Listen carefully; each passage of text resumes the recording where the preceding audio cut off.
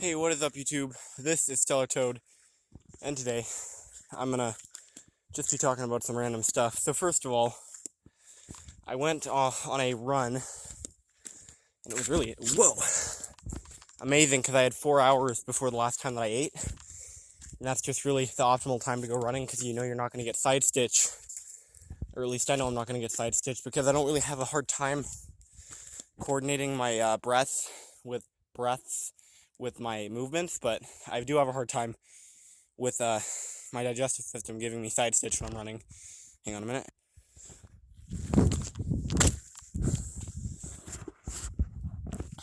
It looked like a far jump probably on camera, but it was just from here to here.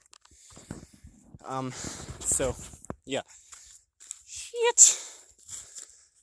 So, I'm going to be talking about running in flip-flops, or slides, I guess.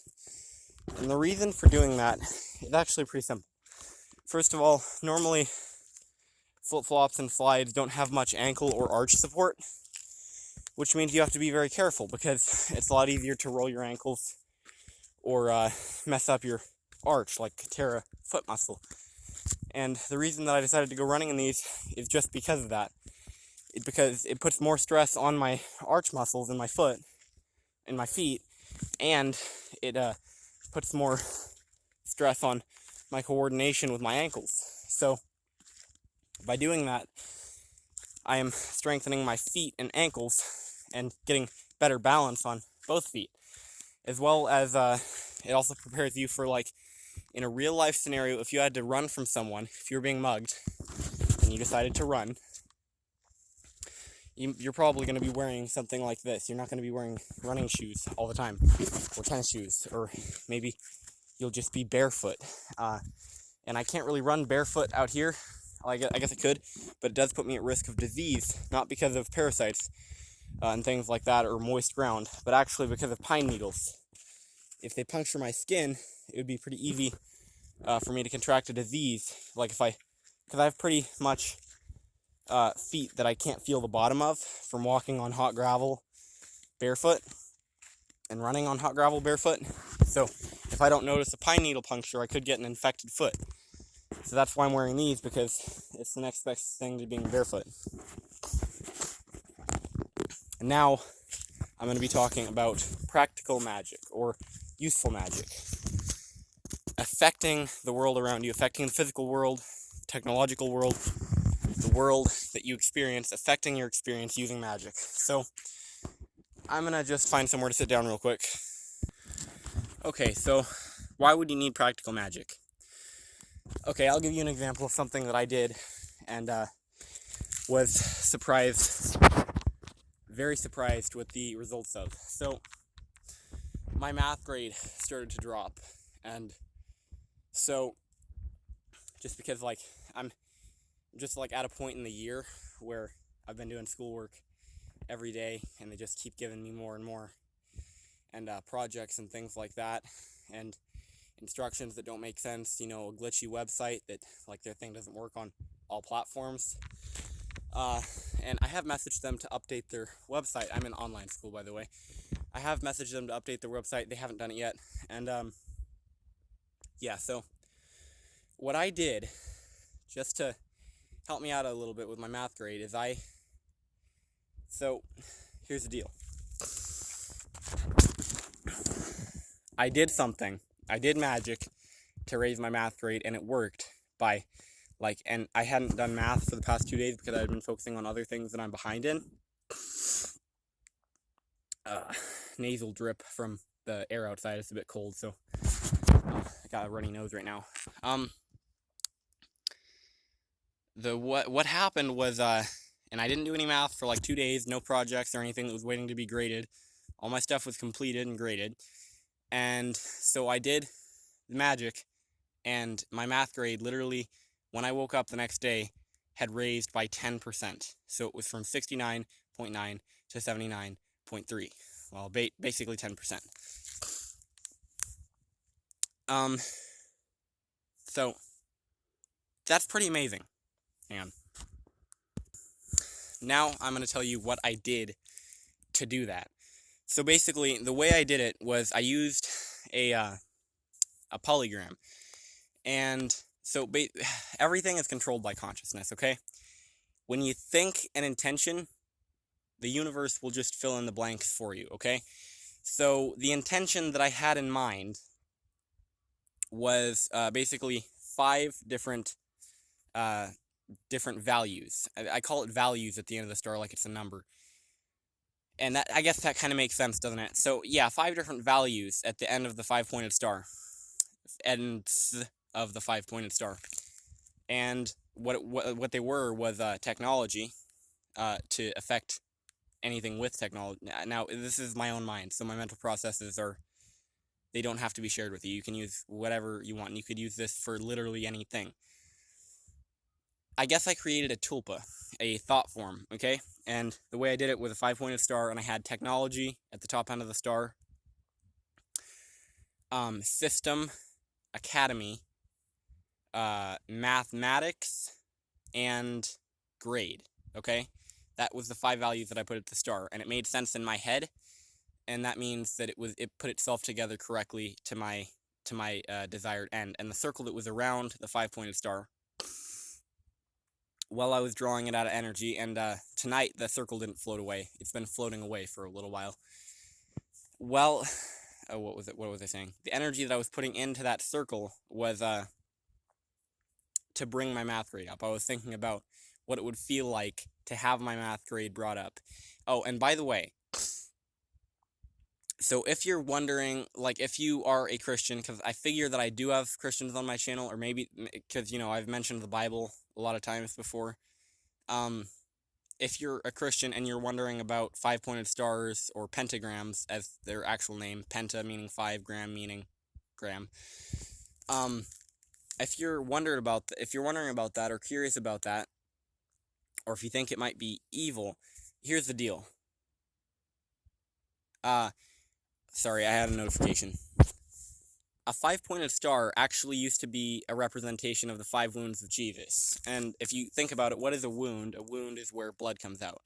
And that was the ones on his feet, the ones on his hands, the crown of thorns, and the spear in his side, if I remember correctly. I might not remember correctly, but a wound is where blood comes out, the blood of Christ. And ka, ra, ya, sa, ta. Okay, that's the mantra that goes into the word Christ that makes it a powerful word. It's basically bringing energy down into focus. It's a powerful word that way, and you can use it in a lot of different ways, but I'm not going to cover that in this video. And so, yeah. It was originally a representation of the 5 wounds of Jesus, if you are a Christian. And not only that, it was only brought into Satanism, which is stupid, because I hate the fact that they ruined magic for so many years by trying to make everything stupid and edgy. Oh, man. Ugh. It is getting dark, so I'm going to start my walk home now. Try to make everything dark and edgy with their stupid, everything that's stupid about them. So anyway. What was I talking about? Oh, yeah. So I put the 5 values, and the circle around it was coded with what I would feel like, the feeling that would be in my heart, that I would feel in my chest area. In high magic, which I follow it loosely. I follow high magic loosely. I basically have my own kind of way of doing magic, but in high magic they call it the Tippereth Center.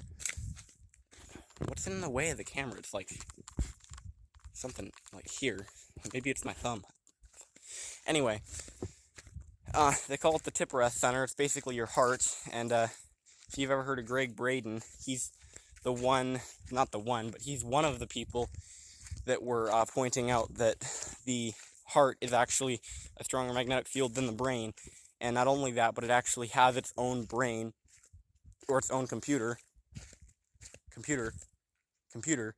Sorry, echo.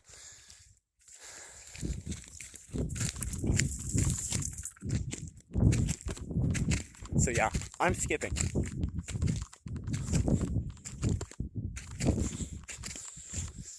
And, oh damn. No, I went the right way. So, it's its own computer. And you can use that to have much more powerful meditations, much more powerful energy work, bloody blah blah blah. Anyway, the feeling that would be in my heart if my math grade raised around the 5-pointed star, which was technology, mathematics, grade, system, and academy. And basically I condensed that into a ball after that, and then just filled it with energy, just plain energy, because the code that was already in it would code the rest of the energy I was putting into it. So this was just plain ethereal energy from a room that had been emptied of any energies that were low vibrational. And I did that, put enough energy into it for it to like gain its own somewhat form of consciousness, like a bacteria. And next day my math grade raised by some percentage. It was, let's see here, I guess it was like 9-ish%. So anyway, yeah, that's practical math. You're not gonna be able to see my face after a while on this because it's dark out here. So, but you will be able to hear me though. So, yeah.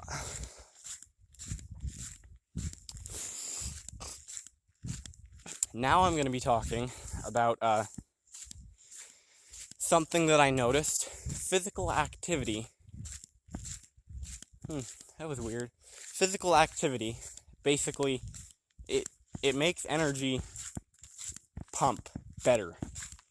I don't know the exact reason for that. It probably has to do with your energy centers and the way that energy pumps in reality, but I'm not sure.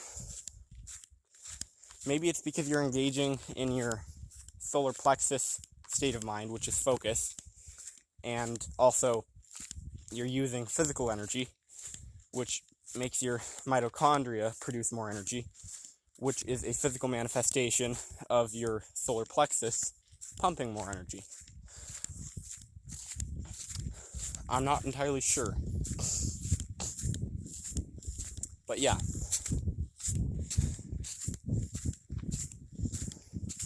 But physical activity, basically, it denses.